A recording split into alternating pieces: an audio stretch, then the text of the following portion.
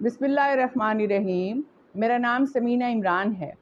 میں آج آپ سے یہ ریکویسٹ کرنا چاہتی ہوں کہ اچھے لوگوں کو سنا کریں، ان کے پاس بیٹھا کریں، چاہے وہ آپ کے رشتہ دار ہیں، ماں باپ ہیں، کوئی مولانا ہے، کوئی مفتی ہیں، یا آپ کے ارد گرد کوئی آپ کا کولیگ ہے۔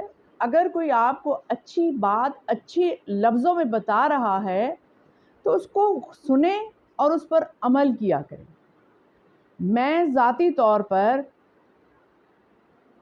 پیر اجمل رضا قادری صاحب کو بہت غور سے سنتی ہوں، اس لیے کہ بڑے ٹھنڈے لہجے میں بڑی گہری بات وہ کرتے ہیں اور بڑی محبت سے وہ بیان دیتے ہیں اور ان کی باتوں میں بڑا وزن ہوتا ہے۔ میں مولانا طارق جمیل صاحب کو ذاتی طور پر بہت پسند کرتی ہوں، اس لیے کہ وہ بھی بڑی محبت سے اپنا بیان دیتے ہیں۔ میں نے ان کو کبھی چیختے ہوئے نہیں دیکھا، ان کے بیانات میں کبھی بھی میں نے غصہ نہیں دیکھا۔ اکثر میں کبھی جمعے والے دن بھی خطبہ سن رہی ہوتی ہوں تو مسجد میں جو مولوی صاحب ہیں وہ بڑے چیخ چیخ کے بول رہے ہوتے ہیں، بہت اونچی آواز میں بول رہے ہوتے ہیں۔ دیکھیں، اونچا بولنا جو ہے وہ اس سے آپ اپنی بات کو زیادہ اچھے طریقے سے بیان نہیں کر سکتے۔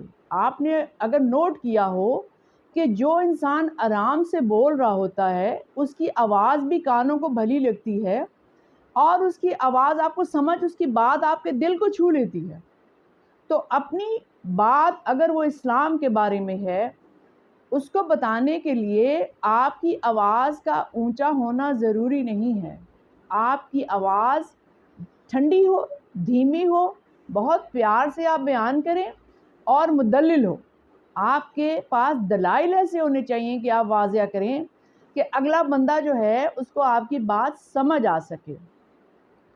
میں پیر صاحب کا، اجمل رضا قادری صاحب کا بیان سن رہی تھی اور بہت مجھے پسند آیا۔ میں نے سوچا کہ میں آپ کے ساتھ ڈسکس کروں۔ آپ نے فرمایا، آپ نے فتویٰ دیا اور آپ نے یہ بھی کہا کہ آپ لوگ مجھ سے اختلاف کر سکتے ہیں۔ یہ آپ کا بڑا پن ہے کہ آپ نے اس طرح فرمایا کہ میاں بیوی میں جب جھگڑا ہوتا ہے تو اس میں زیادہ قصور خاوند کا ہوتا ہے۔ اب اس کے اوپر بہت سارے لوگ اپنے کمنٹس کر رہے تھے۔ بینگ اے وومن جو ہے، میں نے سوچا کہ میں بھی اپنی رائے دوں۔ آپ نے رائے دینے کا حق دیا ہے تو میں بھی اپنی رائے یہ دینا چاہتی ہوں کہ آپ صحیح فرما رہے ہیں۔ میرا اپنا بھی تجربہ بھی یہی ہے اور میری آبزرویشن بھی یہی ہے کہ میاں بیوی کے جھگڑے میں زیادہ قصور خاوند کا ہی ہوتا ہے۔ اس کی وجہ یہ ہے کہ میں نے اپنے ارد گرد دیکھا، اپنے بہن بھائیوں میں بھی میں نے دیکھا کہ جو خاوند ہوتا ہے نا، وہ شادی سے پہلے تو ماں اس کو پکا کرتی ہے کہ شادی کے بعد تم نے بدلنا نہیں ہے، بیوی تو تھلے نہ لگ کے رویں، ماں نو نہ پل جائیں، میں دودھ نہیں بخشنا۔ اس طرح کے بیانات ماں پہلے ہی دینا شروع کر دیتی ہے۔ بہنیں الگ اس کو پکا کرتی ہیں، بھائی تمہارے علاوہ ہمارا کوئی بھی نہیں ہے، یہ نہ ہو کہ بیوی کی سنو اور ہماری نہ سنو۔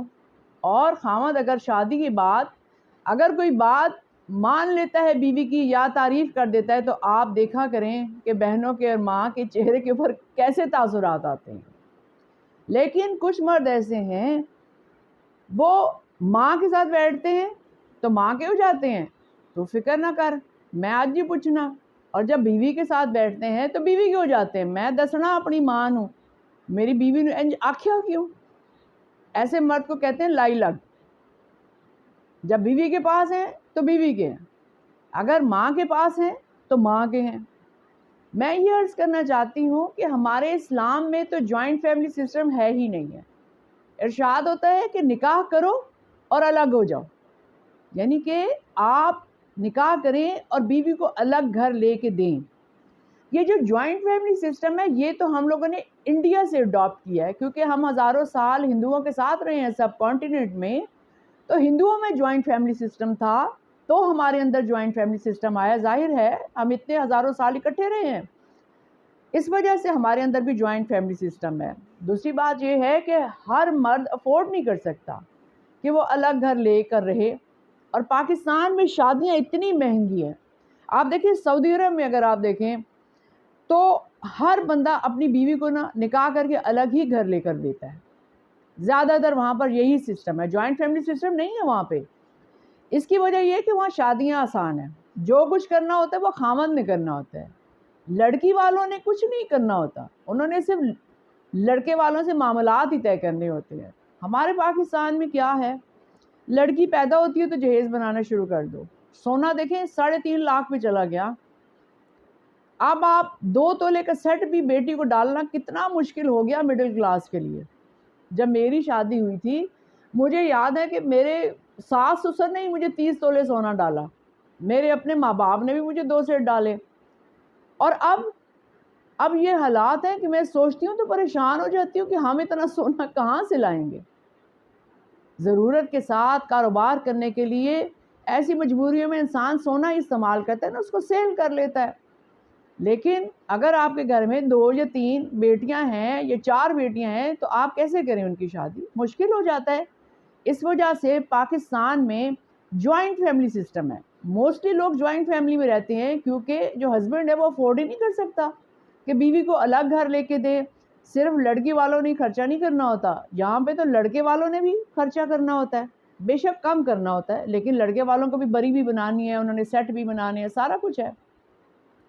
تو میں یہ عرض کرنا چاہتی ہوں کہ اگر آپ افورڈ کر سکتے ہیں تو بے شک 2 کمرے کا گھر ہی لے کے دیں, کرائے کا لے کے دیں. آپ اپنی بیوی کو الگ رکھیں, ماں باپ کو بھی آپ ٹائم دیں, بیوی کو بھی آپ ٹائم دیں. لیکن اگر آپ اکٹھے رہتے ہیں تو ایسی آب و ہوا گھر میں پیدا ہی نہ کریں کہ آپ کبھی ماں کا دل دکھا رہے ہیں تو کبھی بیوی کا دل دکھا رہے ہیں.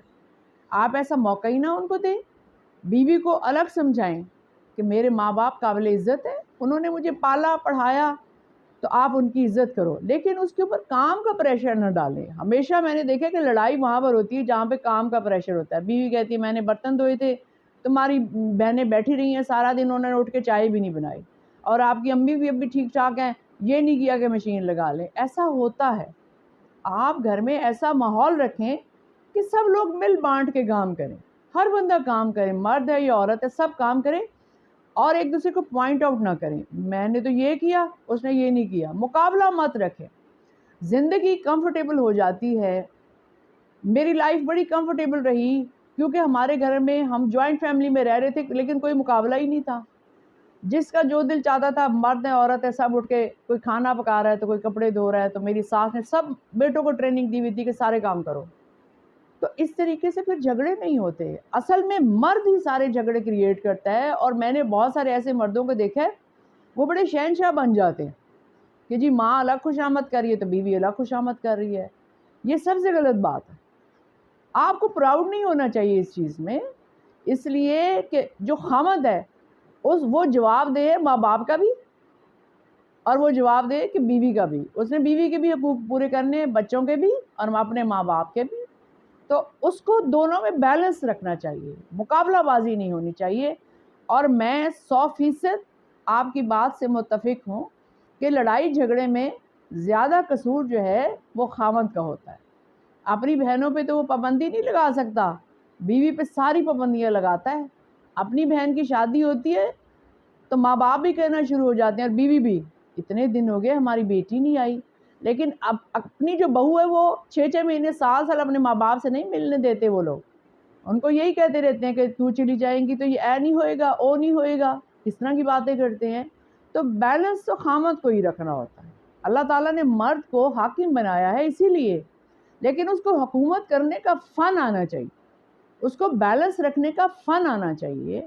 اور اگر خامد بیلنس رکھتا ہے نا, اس گھر میں کبھی جھگڑے نہیں ہوتے, پیار محبت وہیں پر ہوتا ہے. بہت بہت شکریہ.